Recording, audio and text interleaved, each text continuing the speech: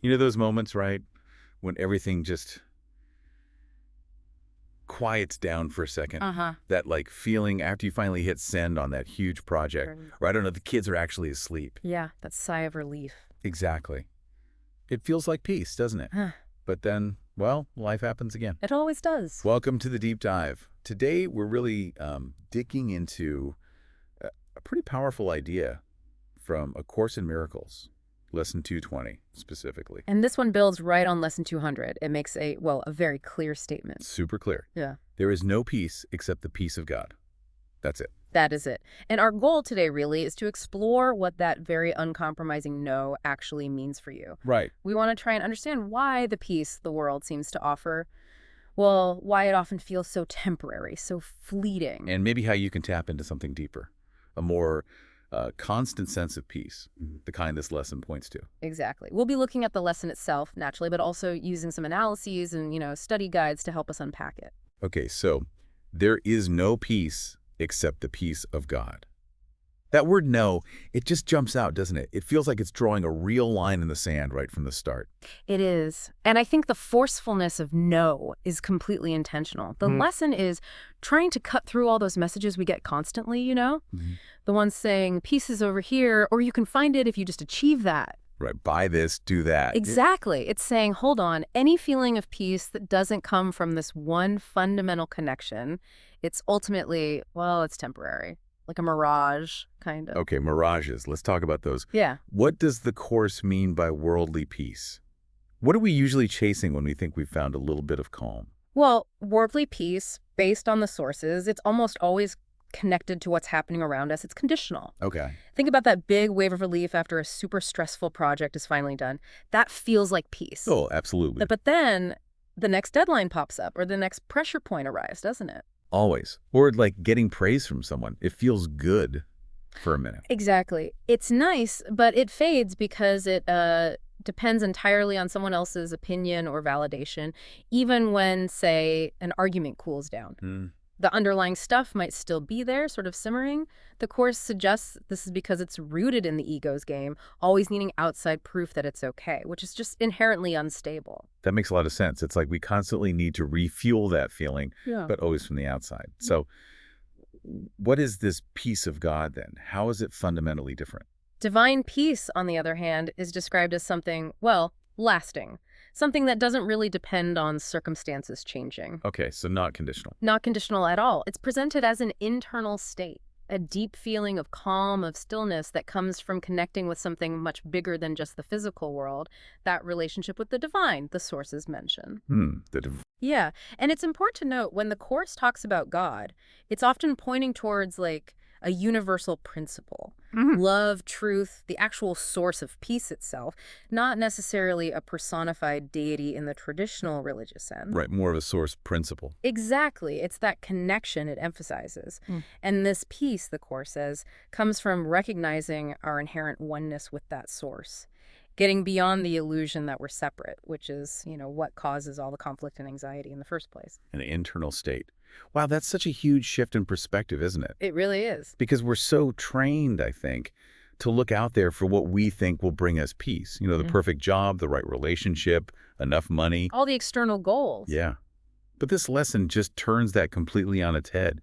It's saying the real deal, the actual peace, is already inside us, connected to this divine source. Precisely. And the lesson hits that hard. It directly challenges the belief that we can really, truly find lasting peace through external validation or achievements.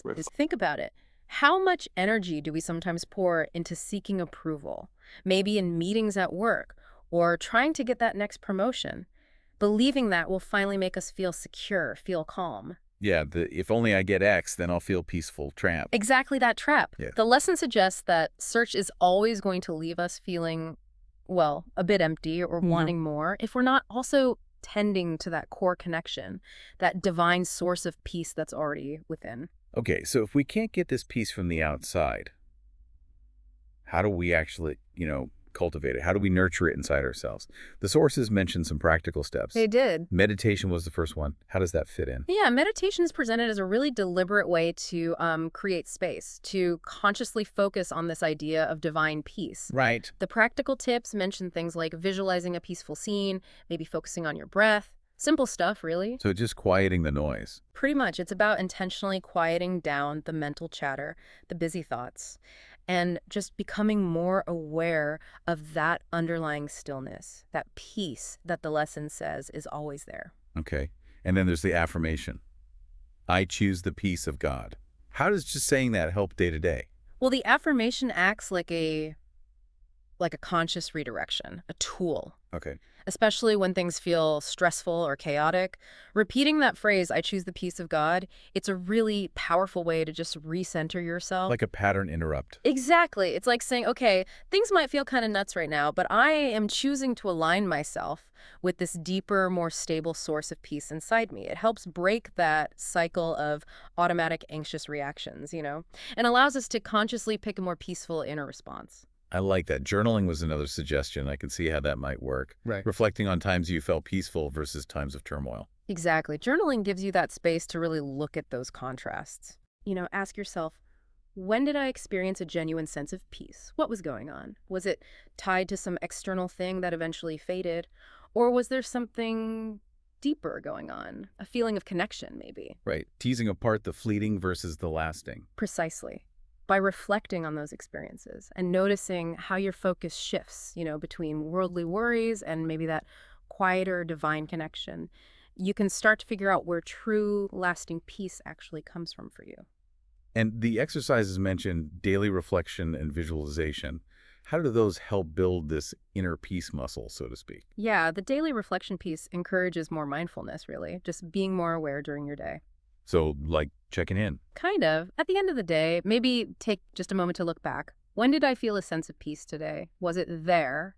How might those moments have been connected to an inner stillness or that feeling of connection we talked about? Okay. And visualization. The visualization exercise is pretty interesting. It's just taking a situation that normally stresses you out. And then, just in your mind, imagine that same situation, but kind of infused with a sense of divine presence.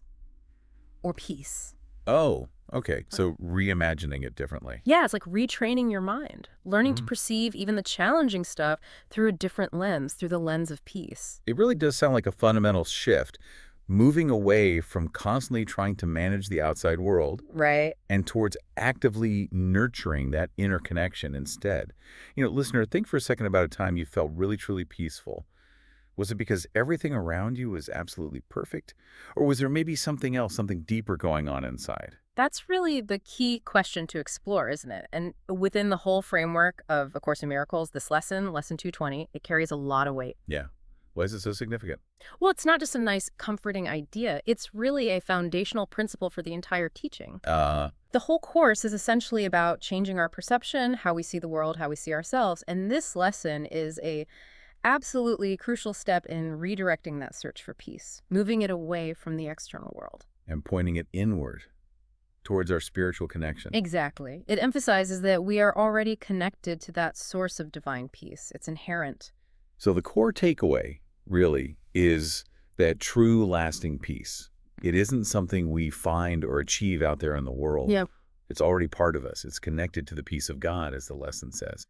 And our work is just about recognizing that inherent peace and consciously choosing to nurture that connection. That's it, through practices like the ones we discussed, meditation, affirmation, reflection, all of that. Mm. And it's an ongoing thing, isn't it? It's a process, more like a gentle, consistent turning inward rather than that frantic scramble outward we sometimes get caught in. Yeah.